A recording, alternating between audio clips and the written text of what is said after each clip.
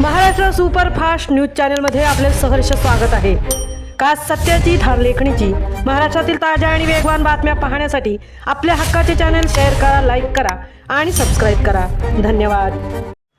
Poladpur press क्लबच्या वतीने बांधावरचा शेतकरी सन्मान सोहळ्याचे आयोजन।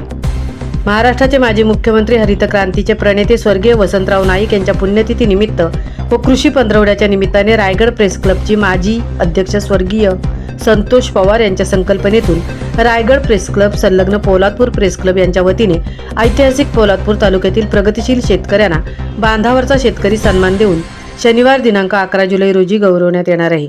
यावेळी सागर शांताराम साळुंके, ज्ञानोबा विठोबा मालुसरे, सुरेश व सुकडोजी बांद्रे, प्रल्हाद गिरिजा उत्तेकर तसेच महाराष्ट्र शासनाचा कृषी सेवारत्न पुरस्कार प्राप्त तालुका कृषी सहाय्यक मनोज मोहन जाधव यांचा पोलादपूर प्रेस क्लबच्या वतीने सन्मान करण्यात येणार आहे।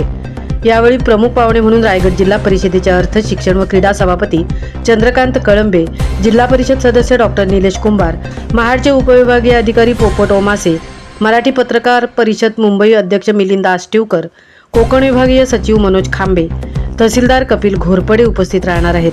तर विशेष उपस्थिती सभापती अविनाश शिंदे, उपसभापती अनिता भिलारे, सदस्य अनिल दळवी, साक्षी कांबळेकर, सहाय्यक पोलीस निरीक्षक विजय सुर्वे, गटविकास अधिकारी दीप्ती गाठ, तालुका कृषी अधिकारी वैशाली फडतरे आदी मान्यवर उपस्थित राहणार आहेत। या कार्यक्रमास उपस्थित राहून कार्यक्रमाची शोभा वाढवावी असे आवाहन रायगड व पोलादपूर प्रेस क्लबच्या वतीने करण्यात आले आहे।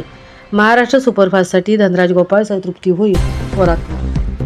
उद्या रायगड प्रेस क्लब व पोलादपूर प्रेस क्लबच्या माध्यमातून बांधावरचा शेतकरी याचा सन्मान सोहळा पोलादपूर या ठिकाणी संपन्न होत आहे।